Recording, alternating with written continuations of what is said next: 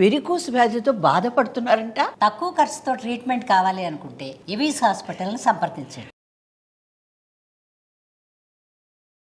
నమస్తే రమగారు. నమస్తే జయ. రమగారు, మీకు మోగ్లీ క్యారెక్టర్ గుర్తుందండి? బాబా ఫేవరెట్ క్యారెక్టర్ నాకు. అవునండి, సెన్సేషనల్ క్యారెక్టర్ అది మాత్రం. మనకి నేను ఇప్పటికీ చూస్తాను జయ. జంగిల్ బుక్ కార్టూన్ వచ్చినా చూస్తాను, సినిమా వచ్చినా చూస్తాను. అడవి మనుషులు, అడవిలో ఉండటం, అసలు వాడి చేష్టలు. కానీ ఇప్పుడు పిల్లలు చూడట్లేదు రమగారు. ఇప్పుడు పిల్లలు చూసేవి వీళ్ళంతా ఈ సూపర్ హీరోస్ చూస్తున్నారు కదా జయ.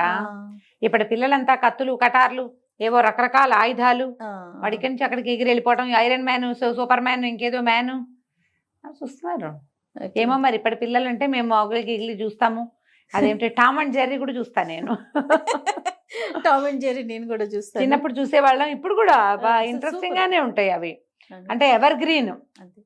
కానీ అడవిలో తిరగటం, అడవిలో ఉండటం, అసలు భాష రాకపోవటం, అదే ఇలాంటి మనుషులు ఉన్నారంటారా రమ్మగారు? ఎవరో ఉండే ఉంటారు జయ. అప్పుడు ఎవరో దొరికే తోడేలు మనిషి అలాంటివి చెప్పేవాళ్ళుగా. ఇప్పుడు ఎలా ఉన్నారు మన వాళ్ళు కూడా, ఏదో ఒక సినిమా తీసినట్టున్నారు, అడవి దొంగ ఏదో సినిమా, ఏవో అట్లా. తర్వాత ఉంటే ఉండుండొచ్చు, జరిగితే జరిగి ఉండొచ్చు. మనము అడాప్ట్ అయిపోతారు కదా, ఎవరు ఎక్కడికి వెళ్తే ఎక్కడ బతికితే అక్కడ పద్ధతుల ప్రకారం ఉంటారు అంతే. చందమామలో కూడా ఉంది అరణ్యపర్వం అని ఈ మోగ్లీ కథ. 60s లో చందమామలో కూడా వేశారు ఇట్లా అడవి మనిషి. ఇదే కదా జంగిల్ బుక్కే. అవునా? అంత పాతది కదా అది. మనం వీడియోగా మన కార్టూన్ గా తర్వాత వచ్చింది, దానికి బేసిక్ బుక్ ఉంది. స్టోరీ ఉంది, దాని తెలుగులో కూడా రాశారు. అరణ్య పురాణం ఆ కథ పేరు. అరణ్య పురాణం అంటే సేమ్ మొగ్లీ స్టోరీయే. వాళ్ళ జంతువులతో ఉండటము, అందులో పులి, షేర్ ఖాన్ అవన్నీ ఉంటాయి. మామూలు కథే మొత్తం అదే. అలాంటిది ఒక కథ ఉంది మన దగ్గర. చెప్పండి. కాస్త అటు ఇటుగా ఉన్నది.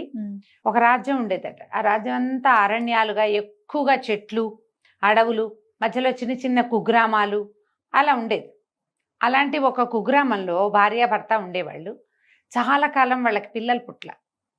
ఆ ఊళ్ళో ఒక పుట్ట ఉండేది. ఆ పుట్టకి రోజు దండం పెట్టి ప్రదక్షిణ చేయగా చేయగా చేయగా ఎప్పటికో ఒక పిల్లాడు పుట్టారు. పుడితే వాడికి నాగులు అని పేరు పెట్టుకున్నారు. వీళ్ళు అరణ్యంలో పనులంటే ఏముందా, కట్లు కొట్టటాలు, ఏమో మొక్కలు సేకరించటాలు, గింజలు సేకరించుకోవటాలు, దుంపలు తెచ్చుకోవటాలు ఉండేది. ఇప్పట్లాగా పిల్లల్ని ఎవరో ఇంటి దగ్గర ఒకళ్ళు కాపాడాలి, మనం వీళ్ళ అడవిలో ఆ ధోరణి ఉండేది కాదు. డే 1 డే 2 నుంచి పిల్లాన్ని చంకలో వేసుకుని వెళ్ళిపోవడమే అడవుల్లోకి. అటకే పని చేసుకునేవాళ్ళు. పిల్లవాడికి అడవిలో తిరగటం అలవాటైంది. వాడికో ఏడనర్థం అలా వచ్చేసరికి వాడు ప్రతి జంతువుని గుర్తుపట్టేవాడు. 1-2 ఏళ్ళు వచ్చేసరికి హాయిగా తిరుగుతూ ఉండేవాళ్ళు. అన్ని జంతువులు ఇవి తెలుసు, పద్ధతులు తెలుసు, వచ్చే జంతువు ఏమిటో గుర్తుపట్టగలిగేవాడు. ఏవో ఒకటి కొన్ని మాటలు కూడా వచ్చినాయి వాడికి. తల్లిదండ్రి పిల్లాడు సంతోషంగా ఉండేవాళ్ళు. ఒకసారిట పెద్ద గాలి దుమారం వచ్చింది. వీళ్ళు అడవిలోనే ఉన్నారు. కొద్దిగా ఊరికి దగ్గరగా వెళ్తుండగా ఆ వచ్చిన దుమారానికి, వచ్చిన గాలికి కకావికలైపోయారు. అయితే గాలికి చెట్లు చేమలు కొట్టుకుపోయినట్టు పిల్లాడు ఎక్కడికో కొట్టుకుపోయాడు. గాలికి తోసేసింది గాలి. వాడు దొరకల వాళ్ళకి. వాళ్ళు బాగా వెతుక్కున్నారు. తల్లిదండ్రి తెగ ఏడ్చారు. ఎంత శోకాలు పెట్టినా పిల్లవాడు దొరకల. వీడు పోయి ఎక్కడెక్కడో చెట్లతోటి ఒక చెట్ల రెమ్మల్లో చిక్కుకుని ఆ రెమ్మలు ఎగిరిపోయిన వైపుకి వెళ్ళిపోయాడు. వెళ్ళి అడవిలో ఒక మధ్య భాగంలో ఒక పొదలో పడిపోయాడు. ఇక అక్కడే ఉన్నాడు. ఉంటే వాడికి తెలిసింది, నేను ఎక్కడికో వెళ్ళిపోతున్నాను, అమ్మా నాన్న ఇక్కడ లేరు, ఇది మనకు తెలిసిన ప్లేస్ కాదు. అడవి మొదటి భాగం అంతా వాడికి తెలుసు, మధ్య భాగం తెలియదు. ఇంకా చిన్నపిల్లాడే, వాళ్ళంత లోపలికి ఎప్పుడు వెళ్ళల. ఆ మధ్యలో పడిపోయి ఉండి వాడికి అర్థమైంది. కానీ ఎలా వెళ్ళాలి ఏమీ ఇంకా అంత తెలియలే. లేచి మెల్లిగా అమ్మా నాన్న అనుకుంటూ పోయేవాడేమో. కానీ బాగా చీకటి, వాన, తెరిపి లేదు. వాడికి కాసేపటికి తెలిసింది ఎవరో తనని చూస్తున్నారు. కొన్ని గంటలు గడిచిపోయాక, ఒక రోజంతా గడిచిపోయింది. ఆకలి దప్పులతోటే ఉన్నాడు పిల్లాడు. ఎవరో చూస్తున్నారు. చూస్తే దూరంగా ఒక పొదలో ఎంచి ఒక మిణుగురు పురుగుల్లాగా మెరుస్తున్న కళ్ళు కనపడుతున్నాయి వాడికి. నేను గుర్తుపట్టాడు. ఆ తోడేళ్ళని తెలుసు. వాడికి భయమేసింది. తోడేళ్ళు పిల్లల్ని లేపేస్తాయి. వాడు అలా దీనంగా ఉన్నాడు. ఏం చేయాలో తెలియక, వాడికి తెలియటల్లా ఏం చేయాలి. పరిగెత్తి పారిపోవడానికి కూడా ఆ పొదకి చిక్కుకుపోయి ఉన్నాడు వాడు. ఆ తోడేలు అది ఒక ఆడ తోడేలు. అది మెల్లిగా నడుచుకుంటూ వచ్చింది. ఈ గాలికి దాని పిల్లలు కొట్టుకుపోయినాయి. అదొక పాలిచ్చే తల్లి. దగ్గరకు వచ్చి ఈ కనపడుతున్న పిల్లవాడిని నాలుకతో నాకి వాడిని దగ్గరకు తీసుకుంది. అది ఎప్పుడైతే తను చూసి పళ్ళు చూపించకుండా నాలుకతో నాకుతుందో వాడికి తెలిసింది ఇది ఫ్రెండ్లీగా ఉంది అని. దాని మెడ కావలించుకున్నాడు. అది మెల్లిగా ఆ పొదలోంచి వాడిని బయటికి తీసుకొచ్చింది. తనతో పాటు తీసుకుపోయింది. ఇది వీడు తన పిల్లాడు కాదని తనకి తెలుసు. వీడు మనిషి పిల్లాడు, వీడి దగ్గర వాసన వస్తుంది, కానీ వీడి దగ్గర తల్లిపాలు దాగే లక్షణం ఉంది. ఇంకా ఎండర్థం 2 ఏళ్ల వాడే కదా. సో దాంతో ఈ పాల వాసన వస్తున్న పిల్లవాడిని అది తీసుకుపోయింది తనతో పాటు. వాడికి పళ్ళు అవి ఇవి తెచ్చిపెట్టేది. ఆ తోడేలు వెనకాల పడి తిరగటం నేర్చుకున్నాడు. దాన్ని మెడ కరుచుకొని పడుకునేవాడు. వాడికి భయం వేస్తే పక్కన ఎవరో ఒకళ్ళు ఉండాలి తోడు. ఈమె దాంతో పాటే ఉండేవాడు. తర్వాత క్రమంగా దానికి మళ్ళీ పిల్లలు పుట్టాయి. ఆ పిల్లలతో పాటే వీడు తిరుగుతుండేవాడు. క్రమంగా మాటలు మర్చిపోయాడు. తోడేళ్ల సంజ్ఞలు వచ్చినాయి. వాసన, కదలికల్ని గుర్తుపట్టడం నేర్చేసుకున్నాడు. మరి అక్కడ అడాప్షన్ అదే కదా, అడవిలో ఉండటం వల్ల రకరకాల జంతువులతో కలిసేవాడు. ఈ తోడేలు పిల్లలతోటి, తన తర్వాత పుట్టిన పిల్లలతోటి వాడు తిరుగుతూ ఉండేవాడు. కొంచెం పెద్దవైనా తల్లి మళ్ళీ కడుపుతోంది, మళ్ళా పిల్లలు పట్టి సీజనల్ ప్రకారం పుడతాయి కదా జంతువులు, వాటితో పాటు తిరిగేవాడు. అదొక మందలాగా ఉండేవాళ్ళు వాళ్ళంతా. ఈ ఆడతోడేలు వీడిని తన కొడుకుగానే ఉంచుకుంది. మిగిలినవి కూడా చిన్నపాడు అవి పుట్టినప్పటి నుంచి వీడు ఉండటంతో వీడు ఆడ్ మ్యాన్ అవుట్ కాలా. అక్కడ నాగులు వాడితో పాటే ఉండేవాడు. అయితే కొంత అంత పెద్దవాడయ్యాక 8 సంవత్సరాలు 9 ఏళ్ళు వచ్చేసింది. వాడిది ఒంటి మీద బట్టలు గిట్టలు ఏం లేవు. వాడికి మామూలుగా తోడేళ్లలాగా 4 కాళ్ళ మీద నడవటం వచ్చు, మనిషిలాగా నడవటం కూడా వచ్చు. ఒకసారి అడవిలో ఆహారం తక్కువగా ఉండి తోడేలు గుంపుతో ఒక కుగ్రామం లోపలికి వెళ్ళాడు వాడు. వెళ్తే ఈ తోడేళ్ళన్నీ కోళ్ళని వాటిని పట్టుకొచ్చేసుకున్నాయి. వీడు కూడా దొరికినవేవో 1, 2 తెచ్చాడు.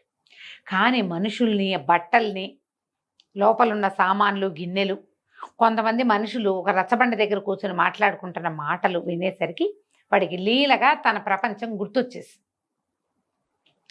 గుర్తొచ్చి వాడు అమ్మా నాన్నని వెతుక్కోవాలనుకున్నాడు. అడవిలోంచి బయటకు వచ్చి గ్రామాల వైపుకి వెళ్ళిపోయాడు. కొద్ది రోజులు ఆలోచించుకుని అన్ని జ్ఞాపకం చేసుకుని, తనకిద్దరు ఉండాలి అమ్మా నాన్న, వాడికి తెలుసు. కొద్దిగా మాటలు కూడా వచ్చే ఉన్నాయి కదా అప్పటికి.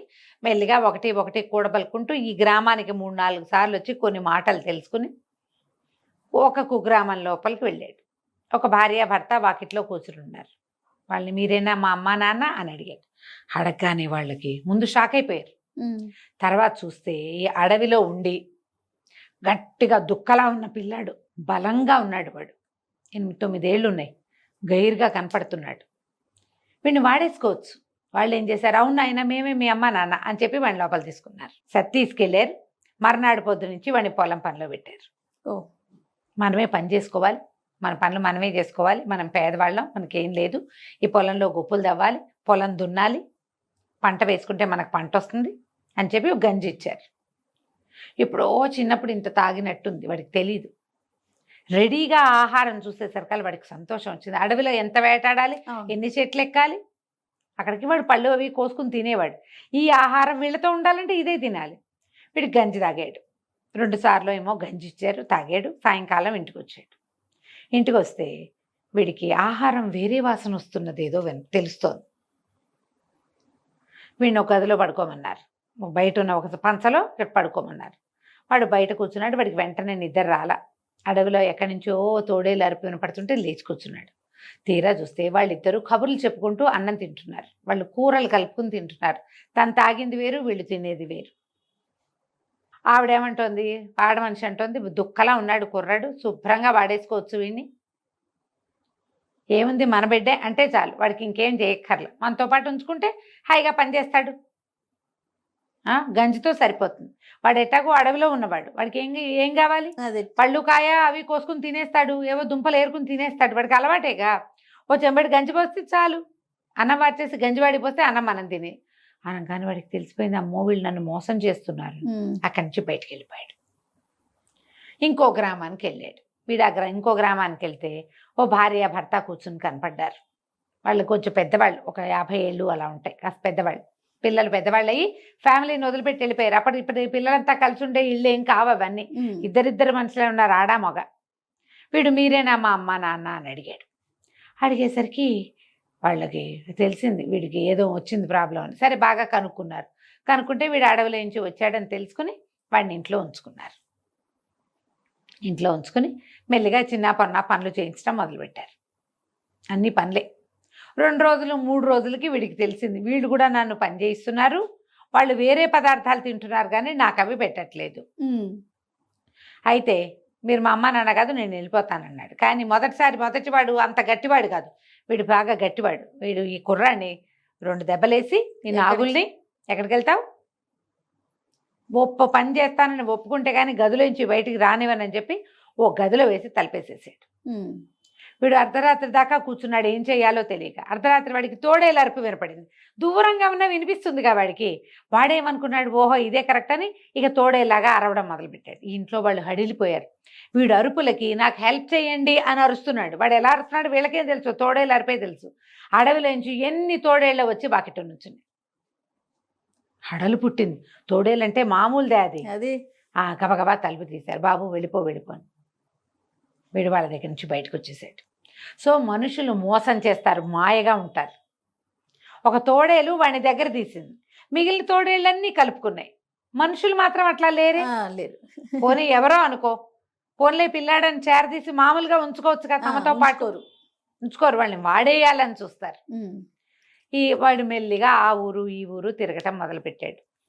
తీరా 3వసారి 4వ ఊరు అలా వెళ్తే ఒక వేప చెట్టు కింద ఒక భార్యాభర్త దీనంగా కనపడ్డారు. డల్గా ఉన్నారు. వాళ్ళకి ఒక పక్కన ఒక పొయ్యి మీద అన్నం కొత్త ఉడుకుతోంది. ఇద్దరు కూర్చుని ఉన్నారు. మీరేనా మా అమ్మ నాన్న అని అడిగాడు. అడిగితే వాళ్ళు చాలా దీనంగా ఉన్నారు. మెల్లిగా తలకాయ ఎత్తు చూసి, బాబు ఎన్నేళ్ల క్రితము మా అబ్బాయి ఒకడు 2 ఏళ్ల పిల్లాడు గాలివానకి కొట్టుకుపోయాడు.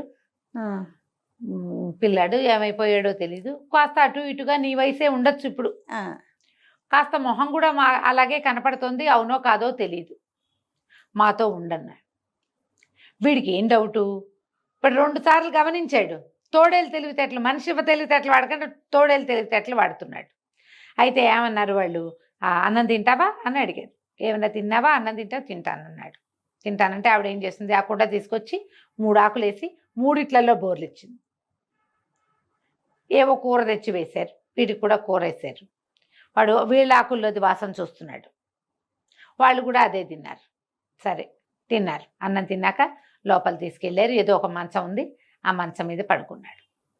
పడుకున్నాక మర్నాడు పొద్దున్న లేచాక, నేను ఏ పనైనా చేయగలను, నేను ఎన్ని పనులైనా చేస్తాను, ఏ పనైనా చేస్తాను, నాతో బాగా ఉండండి అని అడిగాడు. అడిగితే వాళ్ళు ఏమన్నారు, నువ్వు పని చేయటం ఎందుకురా, చిన్నపిల్లాడివి కదా, నువ్వు పని ఏం చేయక్కర్లా, నువ్వు ఇప్పుడు ఆడుకునే వయసు, ఏదైనా నేర్చుకునే వయసు, చదువుకోవచ్చు కూడా. నువ్వు ఊళ్ళో ఒక చిన్న బడి ఉంది, నువ్వు పొద్దున్న అన్నం తిని అక్కడికి వెళ్ళు, వాళ్ళ దగ్గరికి వెళ్ళి ఏమైనా చదువుకో, ఏదైనా నేర్చుకో, హాయిగా నీ వయసు పిల్లలు 5-6 ఉన్నారు, ఆడుకో. అమ్మా నాన్న ఉన్నారు కదా పని చేయటానికి, నువ్వేం పని చేయక్కర్లా అనగానే వాడికి సంతోషం వచ్చింది. వాళ్ళిద్దరిని కావలిచ్చుకున్నాడు. కావలిచ్చుకున్నాక వాడికి తెలిసింది, వీళ్ళు నా ఓనే, నా సొంత వాళ్ళు అని. వాడికి రాత్రిపూట సాయంకాలం అయ్యేసరికి తోడేళ్ళు గుర్తొచ్చేవి. బాధగా ఉండేది వాళ్ళని వదిలేశానని. కానీ వాడు వీళ్ళతోటి హాయిగా ఉండటం తెలుసుకున్నాడు. వాళ్ళు పెట్టే తిండి, నోటికి తిండి అందించటము, శుభ్రంగా స్నానం చేయించటము, ఎక్కడికైనా వెళ్తుంటే వెంబడి పెట్టుకు తీసుకెళ్ళటము, నలుగురికి వీడే మా పిల్లాడని చెప్పటము, వాటి వల్ల క్రమంగా వాడు వాళ్ళతోటి అడ్జస్ట్ అయిపోయాడు. రాత్రిపూట తోడేళ్ల గుంపు మందది అరుపులు వినపడ్డప్పుడల్లా మా అమ్మ కూడా ఇక్కడే ఉంది వీళ్ళలో అని గుర్తు చేసుకునేవాడు. కానీ క్రమంగా వీళ్ళ దగ్గర ఉండి మనిషి పిల్లవాడిలాగా ప్రవర్తించడం అన్నీ నేర్చుకున్నాడు. హాయిగా ఉన్నాడు. కథ కంచికి మనం ఇంటికి. బాగుందండి. నమస్తే. నమస్తే.